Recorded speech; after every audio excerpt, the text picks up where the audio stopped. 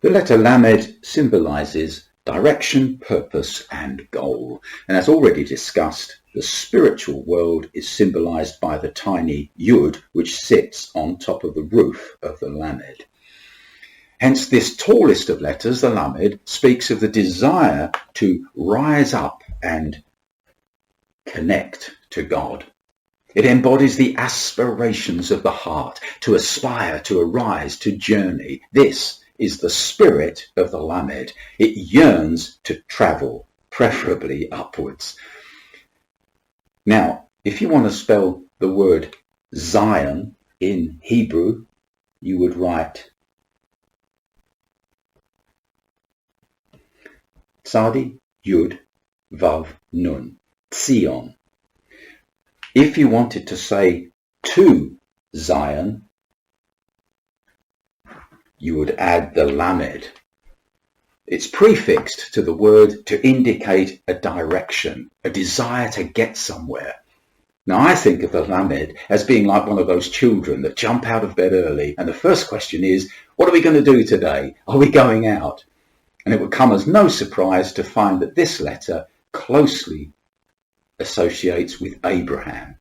For he is the man above all others who embodies the idea of pilgrimage and of seeking a goal. He is the pilgrim par excellence. Hebrews 11:8. By faith, Abraham, when he was called to go out into a place which he should after receive for an inheritance, he obeyed. He went out not knowing whither he went. He didn't even know where he was going. He just knew he had to go. And I'll show you how God identifies the Lamed with this original pilgrim. The Jews divide the entire Torah, or the first 5 books of the Bible, into 54 sections in all. And each section receives a name based on the first word or words of the text in that section. They complete the entire thing, of course, every year, reading one section every Sabbath. Now, if we start at the beginning, you'll see Bereshit, which means obviously in the beginning. That's the Genesis account of creation. Noach, that's obvious. That's Noah's Ark and the flood, everything. And then we get to our section, which I'm interested in, Lech Lecha,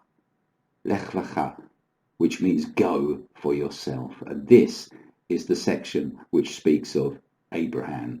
And we can see the Lamed is associated with Abraham.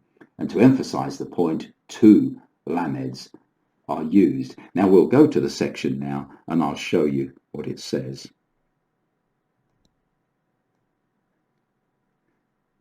This is the section. It's Genesis chapter 12. And here it says, Vayomer Adonai El Avram Lech Lecha Me'artzecha. And that says, and the Lord said or spoke to Abraham, Lech Lecha, go for yourself, Me'artzecha, out of your land.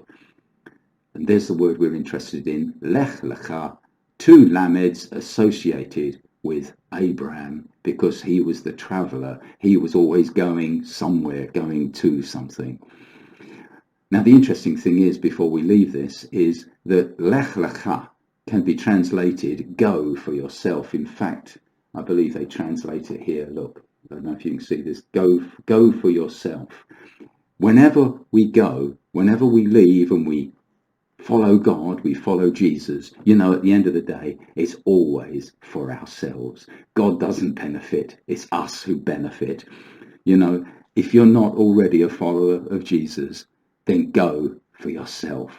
Go for your own benefit. Abraham's life was a continuous journey. Most of us arrive somewhere and settle down, but he was ever on the road to somewhere. As the writer of the book of Hebrews tells us, he never knew where his road might lead. Abraham never expected to complete his journey this side of the eternal city. For he looked for a city which hath foundations, whose builder and maker is God. These all died in faith, not having received the promises, but having seen them afar off, They were persuaded of them and embraced them and confessed that they were strangers and pilgrims on this earth. Hebrews 11 verses 10 to 13. Abraham and Sarah had a holy restlessness. They were the first real pilgrims, always in transit. And because of this, God was not ashamed to be called the God of Abraham. But now they desire a better country, that is, an heavenly. Wherefore God is not ashamed to be called their God, for he hath prepared for them a city. Hebrews 11:16. Abraham was the first person to be called a Hebrew. Genesis 14 verse 13 tells us that the local people knew him as Abraham the Hebrew. Now the term Hebrew probably means one from the other side. But from the other side of where or what? Maybe simply the other side of the river Euphrates. But maybe it was a recognition of his otherness, his spirituality. He was from the other side. Now the amazing thing about Abraham was that he appears to have died on pilgrimage, for he was still merely sojourning in the land, having no places named after him, no cities bearing his name. He maintained the vision of a better country up until the day he died, and that's no mean achievement. The final comment on his life is very revealing. He was gathered to his people. Genesis 25 verse 8. Emphasizing that his journey was continuing beyond the bounds of this life. It's profoundly true that those people to whom he was gathered are all those who have responded to the call of Jesus to be on pilgrimage. For Abraham is the father of all who believe. Romans 4:11. We, like Abraham, are in transit. He was gathered unto us, and we unto him. We are God's chosen, and we are chosen for a purpose. It's so easy to become enamored of the idea of being chosen. It's a wonderful thing to be chosen, but we mustn't fail to grasp that we've been chosen for a definite purpose. It's not just an end in itself.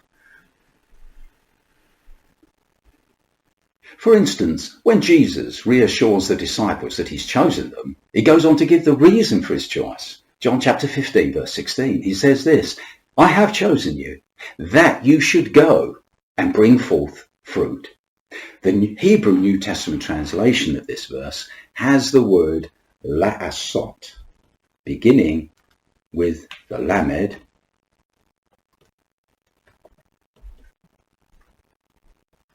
la'asot, and there's our lamed of purpose, and this means to bring forth. The important thing being the lamed of direction and purpose. In Acts chapter 9 verse 15 we read, Paul is a chosen vessel unto me. And then the reasons given, to bear my name before the Gentiles. And once again, the Hebrew translation has this word,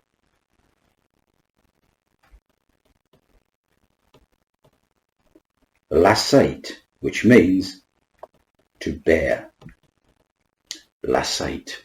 Again, you've got the lamed of purpose. And finally, 1 Corinthians chapter 1 verse 27 says this, God hath chosen the foolish things of this world. Why? To confound the wise. And again, God hath chosen the weak things of the world. Why? To confound the things which are mighty. In both cases, the word for to confound is given. The lamed of purpose, lahachlim,